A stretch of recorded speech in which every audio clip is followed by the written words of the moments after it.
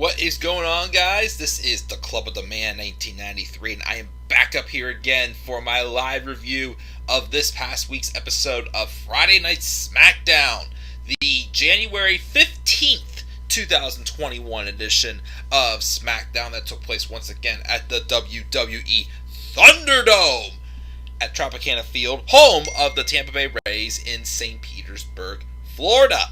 I am actually very excited to talk about this show because this was actually a really good episode of SmackDown. Was it perfect? No. I feel like I gave it a little bit better of a grade than it may have deserved because this is one of those shows that I can just really appreciate. It was just a very storytelling heavy driven show that a lot of things on this show had a purpose. And it kept me intrigued. It got me excited for some stuff coming up for the Royal Rumble, or even other upcoming things that could lead to maybe some, WrestleMania matches or so. We'll have to wait and see where it goes with it. But, it has me excited, and I really was able to sit back, and even though I was pooped, I was tired, and I didn't feel like doing any live reviews that night, I can safely say that I really enjoyed the show.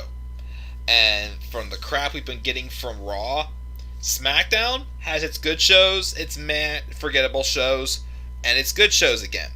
So I gotta praise this episode. This has definitely been one of the best weekly WWE TV shows I've seen in quite a while, to be honest.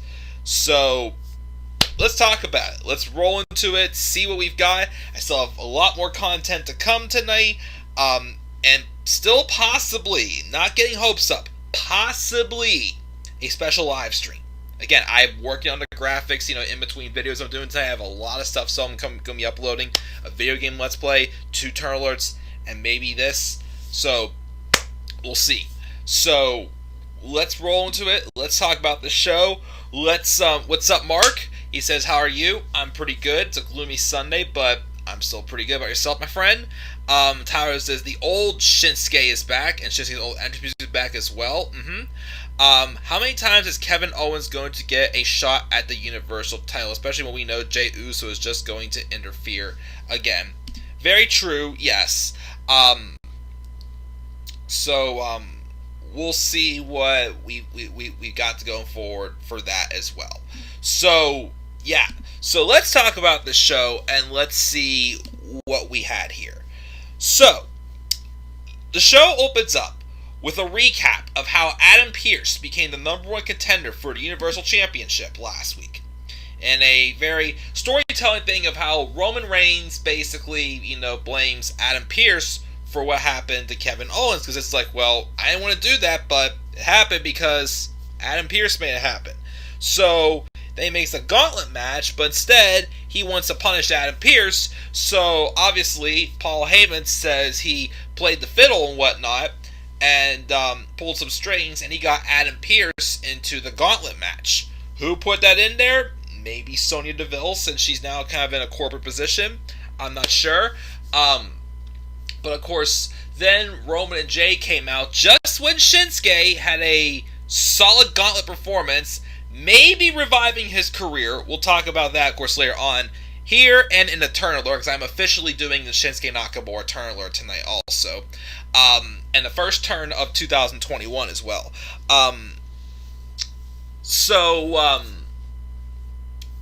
Anyways, and then of course Roman and Jey came out and they beat down on both Pearce and Nakamura, so that way they can control the narrative, and Adam Pearce is the number 1 contender now for the Universal Championship. And on this episode of SmackDown, we're going to be having the contract signed to make the match official. So, we get that recap. Then we see Roman Reigns backstage reading the contract with Paul Heyman leaning over the top of his chair. Kind of you ever see those scenes on TV? I know a lot of people on YouTube have made this reference. That scene on TV where it's it's like the devil is standing on his shoulder. That was Paul Heyman on Roman Reigns' shoulder, even though, once again, Roman Reigns is the one driving this pairing, as it feels like. So Paul admits they delivered it 2 minutes ago, but it's cookie cutter boilerplate lawyer BS, a copy and paste with the name changed. Roman's expression remains sour, and Heyman changes direction, saying he hates it and it needs a stipulation to teach Pierce about fear and respect. So he basically is like, I'm going to go to Adam Pearce and make him, up the stakes for this match at your request. So then Jey Uso actually came out to the ring. He welcomes us to the Bloodline show, and he said he and his cuz run the show, and not Adam Pearce, not Kevin Owens. It's his family calling the shots.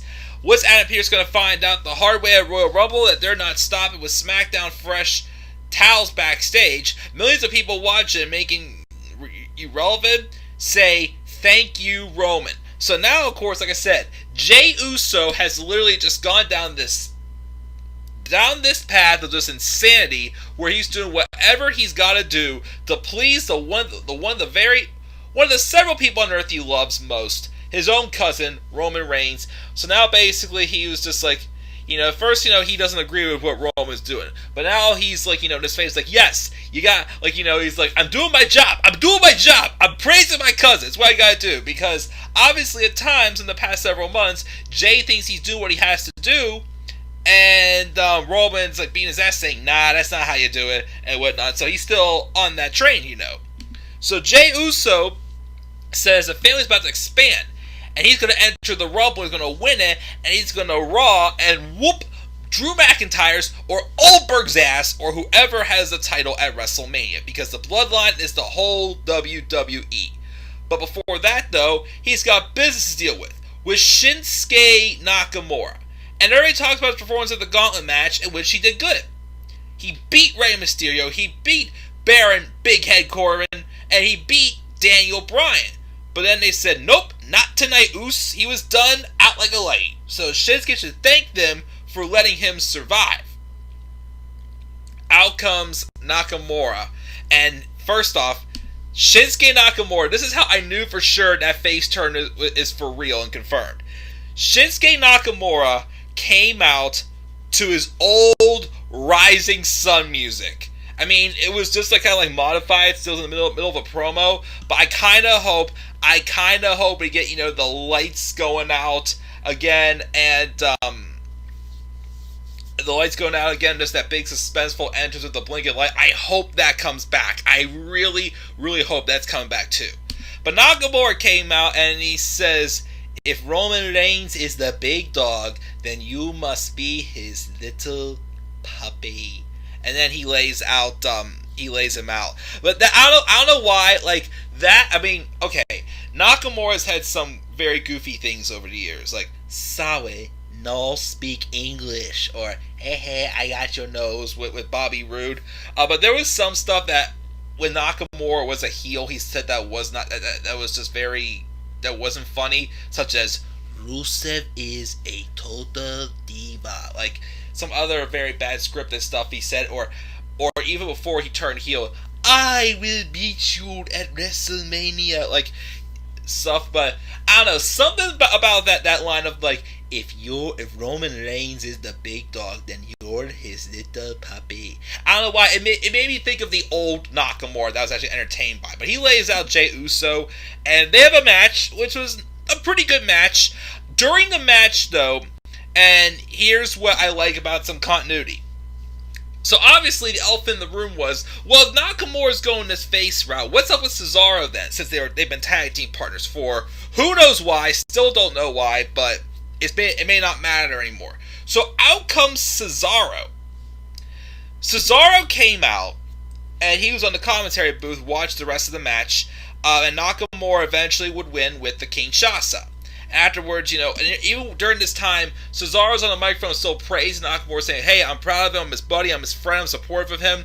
So kind of giving this vibe of, okay, is Cesaro going face too? But of course, as of later on, showing that Cesaro is still heel, but he's still in Nakamura's corner, but Nakamura is embracing being a babyface. But it's eventually going to turn to Cesaro turning on Nakamura, and who knows the match you're going to have. But now it looks like both of these men are getting singles pushes.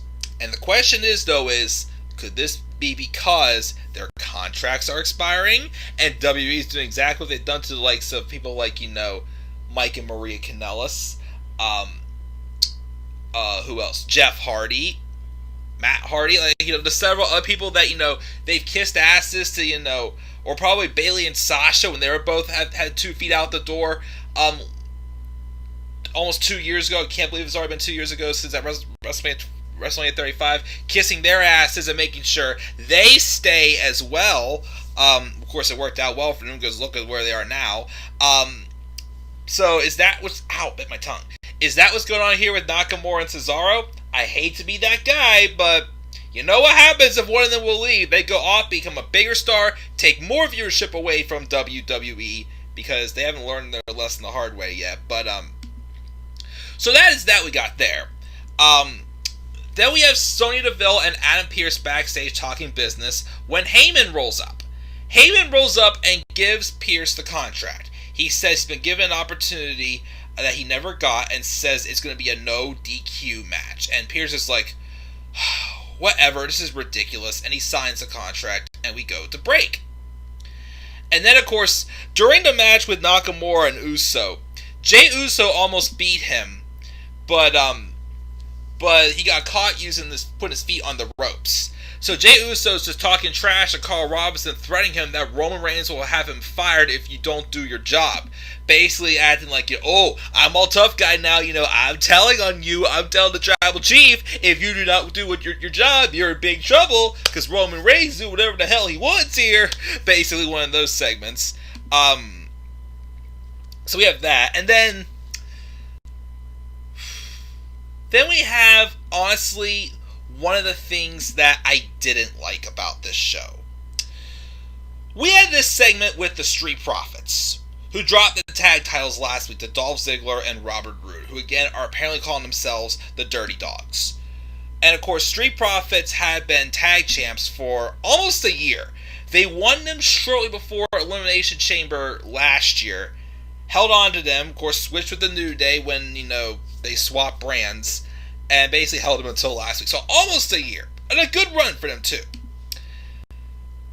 But they pull off this whole thing where they're like, where basically they were just like, yeah, we dropped the titles, but oh well, time to move on and whatnot. I mean, yes, that they said they're going to get the titles back, but they acted like it was no big deal to them that they dropped the tag titles. Kind of like, Kofi Kingston didn't care that he dropped the WWE title whenever it wrote that story and whatnot. Even how, New Day do so. And I'm just like, why do you have to do this, guys? Like, why are they telling that story where it's like, we're moving on to other things? It's like, well, no offense, who else is there really for Ziggler and Roode to even fight right now? As well, It's like, so why... Because I still would like to see, even though I'm interested to see what they do with Ziggler and Roode as the Dirty Dogs, I still want to see the Street Profits get those tag titles back, and they have a match with the Usos at WrestleMania. With heel Usos at WrestleMania. That'd be money making for me, I'd still say. But apparently Street Profits don't care. And I hate segments like that where Babyface is like, yeah, I dropped the title, but it's okay. We had a long reign. We'll be champs again someday. It's like, you gotta be like, I want it back. Like, Drew McIntyre, I want it back. And what happened? He even spiced himself up a little bit with, the Irish kilt and the sword. He even spiced up his entrance, spiced up his characters a little bit more than the few weeks that he had dropped the title to Randy Orton. And he accomplished it. Like, why does it have to be, it's okay. Like, I hate that. So one thing I will nitpick at this show.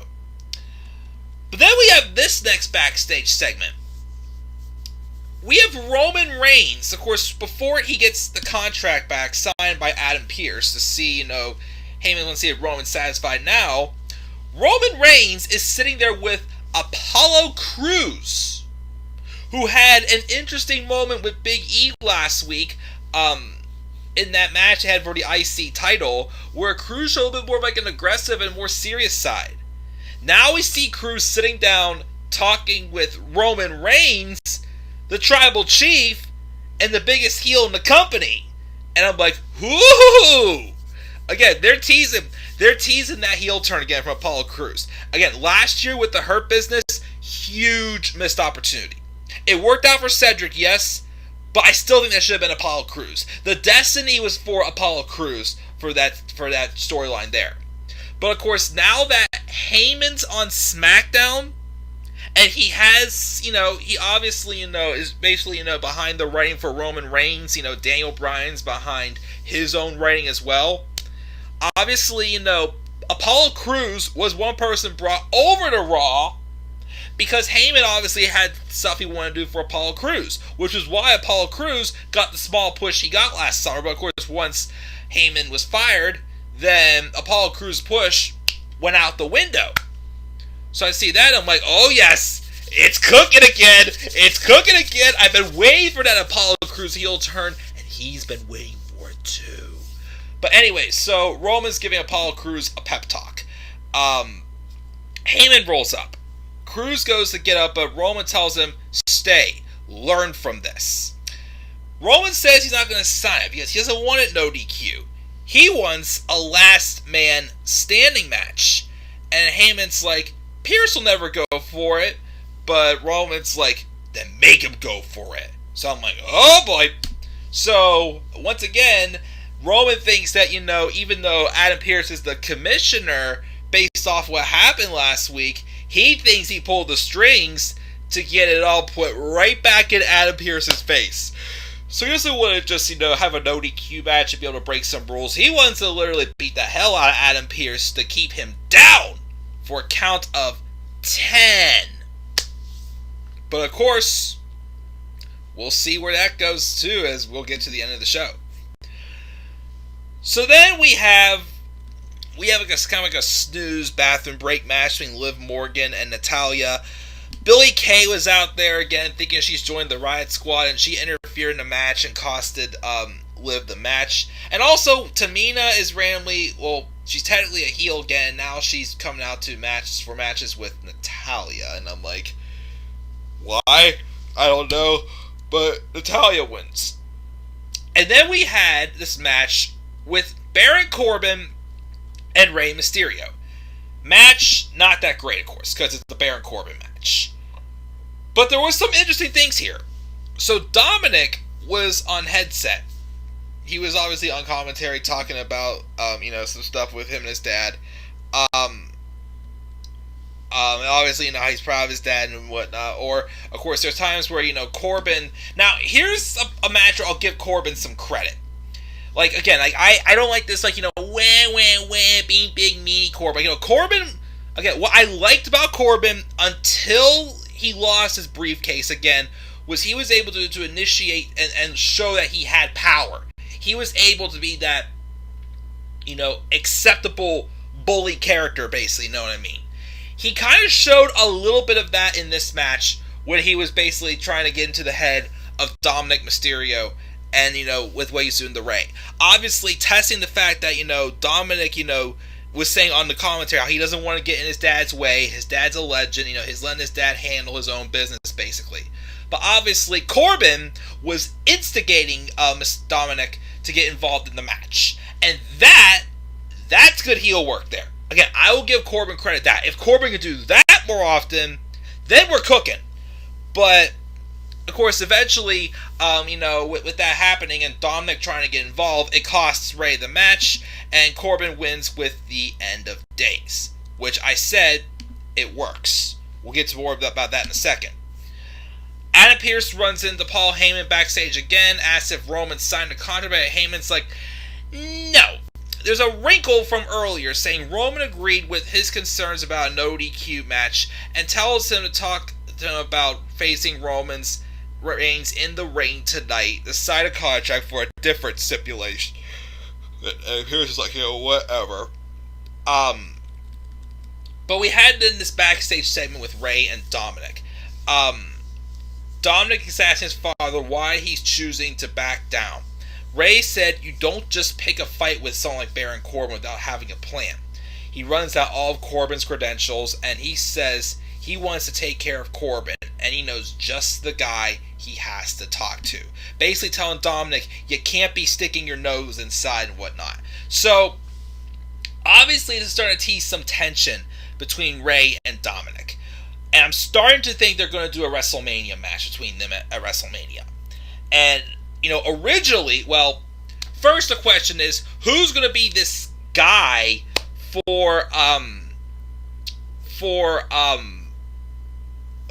to be brought in to take care of Baron Corbin? Of course, it still could be Buddy Murphy, which would be kind of lame, because I don't like this gimmick that Buddy Murphy is basically just Aaliyah Mysterio's boyfriend now, which again, it's very dumb, very weird, and I don't like it. So I kept thinking at first that maybe it would have been seem like Rey Mysterio's focused on Buddy Murphy and making him a star, and Dominic gets jealous, and that leads to Dominic's heel turn. Because I see at some point this year, Dominic Mysterio is probably going to turn heel and turn on his father. But I still think if it'd be Buddy Murphy, it would be too obvious. They could bring back Cain Velasquez, maybe. I don't know about that one still. Or I don't know who they could bring in as this surprise to take care of Corbin. But eventually, I feel like, Dominic's going to get frustrated with his father at this point, whoever he brings in, and Dominic's going to turn on his father, thinking that, okay, you're more focused on other people, yet you keep holding me back. Like, think about it. When's the last time Dominic has actually had a match?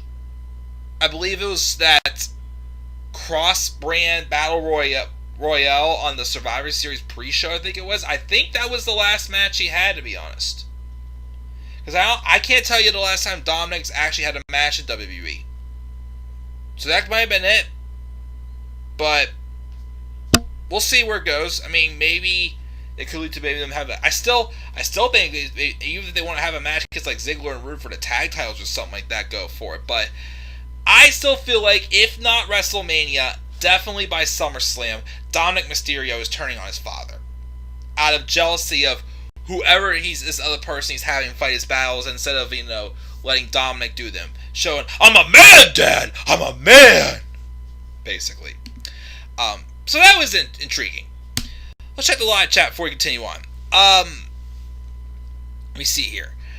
Billy Kay and Ruby and Liv makes no sense at all. I can agree with that.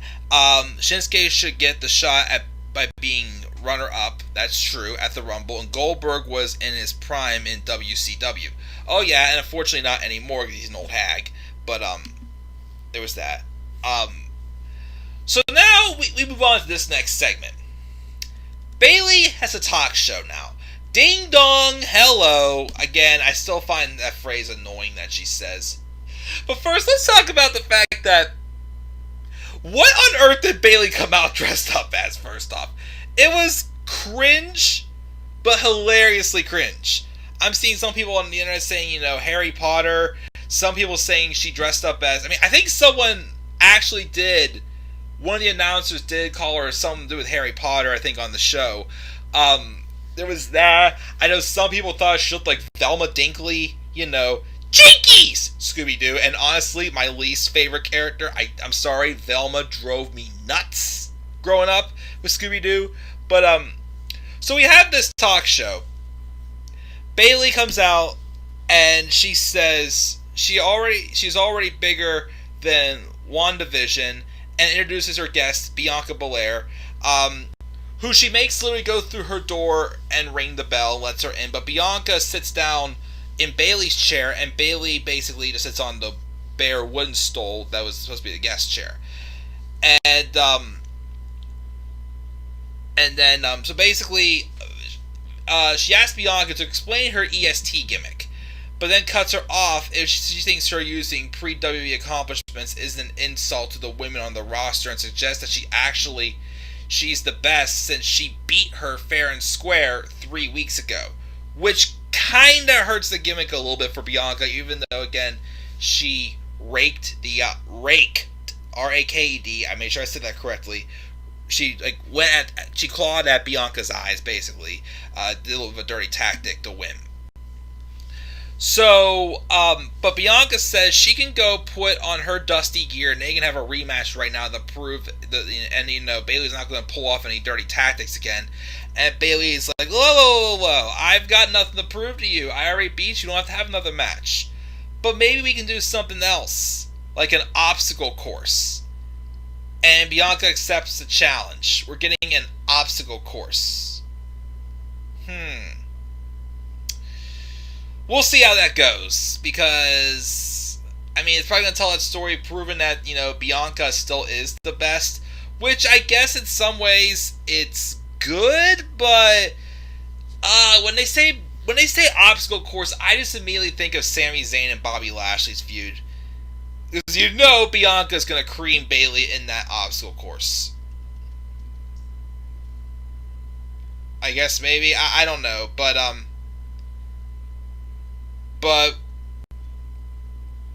we'll see. We'll see how it goes. I'm not gonna crap on it, but we'll see. But yeah, Bayley though dressed up as whoever the heck she was trying to rip off there. But we then see footage from Daniel Bryan warming up for his match earlier with Chad Gable and Otis, which was kind of classy. Bryan says he's the pursuit of excellence that never ends with these guys, and he has a fresh, positive approach. There's no shame in losing to Shinsuke last week, as they have infinite respect for each other. But then Cesaro rolls up and tells him the only reason Shinsuke shook his hand last week is because he felt sorry for him. And he mocks the three of theirs training, and Bryan says he'll show him in the ring tonight. And Daniel Bryan and Cesaro had this really, really great match. These two have excellent off-the-chart chemistry. I've said this for a few years, and I'm still going to say it. If Daniel Bryan does re-sign this year, because I still feel there's a chance Bryan may not re-sign this year and go on like a year-long like retirement tour. Wrestling in Japan, wrestling on the Indies, doing a match in AEW, wrestling, in England, or back to ROH for a match. Like, basically doing, like, some one-off appearances. Because, again, Daniel Bryan turns 40 this year. He now has 2 kids. He's done pretty much everything now. Like, now I'm at the point where it's like, I love Daniel Bryan, but it's like, his return has left me sad. Like, okay, Bryan's accomplished a lot since returning that he should have, had before he was forced to retire 5 years ago. It was already 5 years ago since that all happened. If he would retire anytime soon, I'd be satisfied as a Daniel Bryan #1 fan. But if he resigns, him and Cesaro need to have a 1-hour Iron Man match. That's a dream match for those two. Daniel Bryan and Cesaro, 1-hour Iron Man match. A title could be on the line? Sure. If it's just one-on-one? Sure. But those two, even Bryan and Nakamura, have to have some type of pay-per-view match. Some type of pay-per-view match, in my opinion. And, who knows? Who knows when it could happen? I hope it happens sometime this year, maybe. But, yes, they have excellent chemistry. And I really think they need to have a pay-per-view match. It'd be awesome. It'd be freaking awesome. And Cesaro got the win. He won clean, too. So, like I said, I don't know if this is Vince kissing both Nakamura and Cesaro's asses because he wants them to resign or what, but who knows. But very great match between those two, for sure. Carmella was interviewed backstage saying how she hasn't seen Sasha for 2 weeks since she beat Sasha in that tag match. But then Sasha blindsides her, but then Reginald gets between them, and Sasha says, Carmella, you can have another shot at the title as long as she gets to wrestle Reginald first. So we're getting a Battle of the Sexes match next week. Okay, we'll see how that goes. Still don't know why we're doing another match between Carmella and Sasha. There's really no story behind it, but as long as they put on another solid match like they did at TLC, I guess whatever. Apollo Crews had a match with Sami Zayn, and Big E was on commentary, slouching on the couch in a Ghostbusters sweater, eating a fruit cup, which was pretty funny. That came close. If I could find a photo, that may be my new cover photo. Remember when Velveteen Dream, when we all loved him, came out in that freaking couch? I think it was like 2 years ago or whatnot, when after he won North American title, he came out on that couch.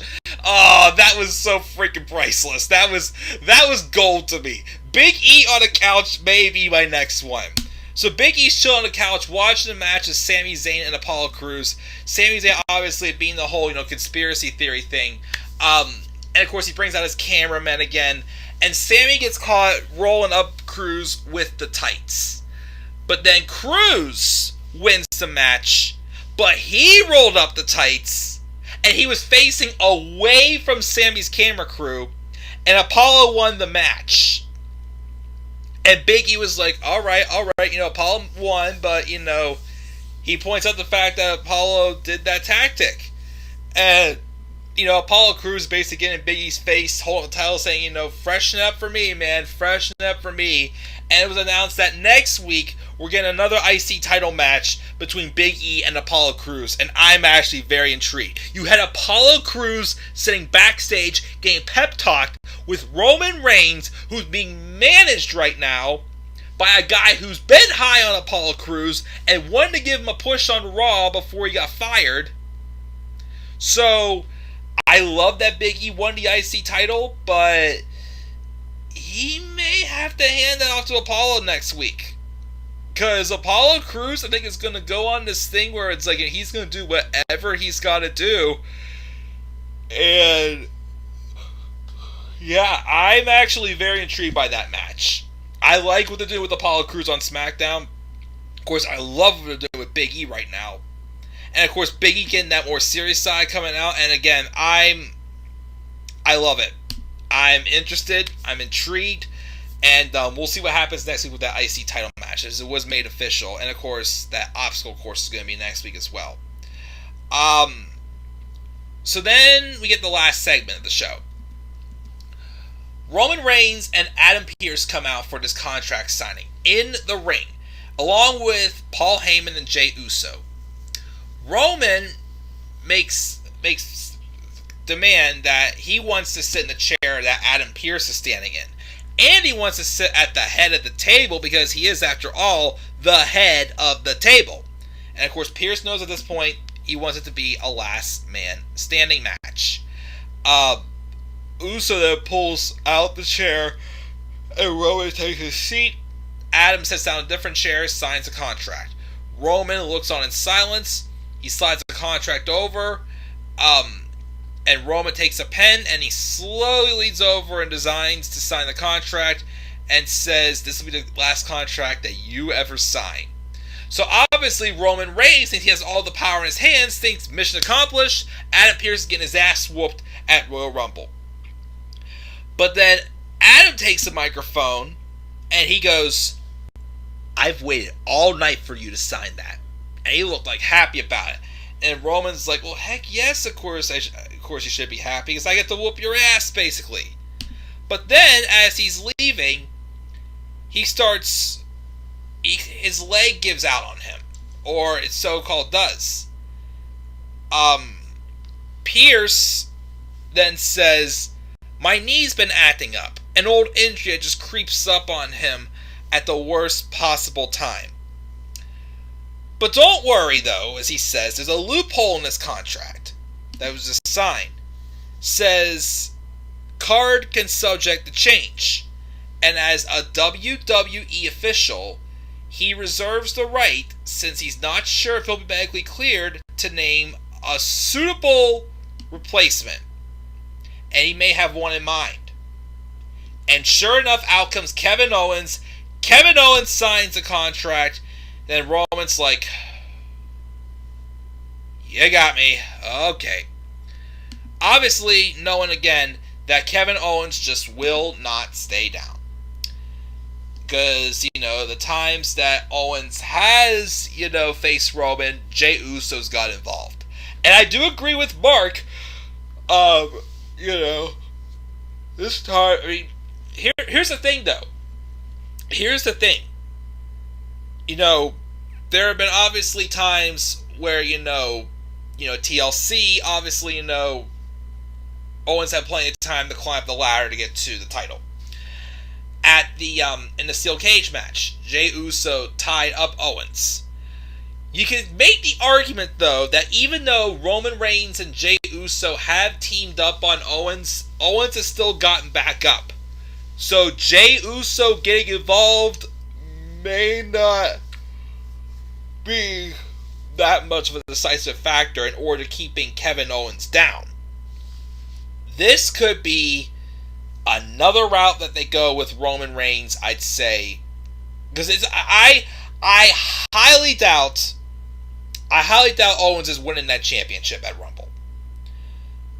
But it could lead Roman Reigns into another direction also with his heel character. I think either way, it's going to be one of those. So, I get, the match's been overdone. I get they keep doing the same thing over and over again.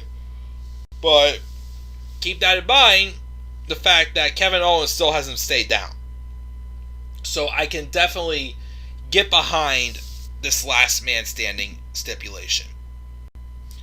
And with that being said, guys, that's going to do it. That's my SmackDown review. Very good show. Couple little nitpicks, but I love this show overall. Thought it was excellent. That had excellent storytelling from a lot of different stories in this episode. I gave it a B+. A B+ for this episode of SmackDown. Live chat, let me see here. Mark and Tyler both gave it a B as well. Nice, guys. And that's going to do it, guys. Again, we'll get some dinner. I'm still throwing some graphics together, so I still may be doing a special stream tonight. Stay tuned. It's a maybe. It's a maybe. If it gets too late, I'm not going to do it because I have to get up early for work tomorrow, and I'm already yawning. Look at that. But, still going to see if I can do it. I have plenty of pieces already put together for it, so it is still possible for tonight. But let's see where we go there. So, guys, what are your thoughts on SmackDown this week? I gave it a B+. That was an excellent show. Be sure to leave your comments down in the comment section below. And as always, to slap a like on the video and subscribe or comment to my channel. And follow me on Twitter at DemandAirBoy93. I probably have at least 3 more videos coming tonight. Maybe a 4th if I do that special live stream. So stay tuned, guys. I'm checking out. Have a good rest of your night if I don't see you then. Till then, guys. Peace out, everybody.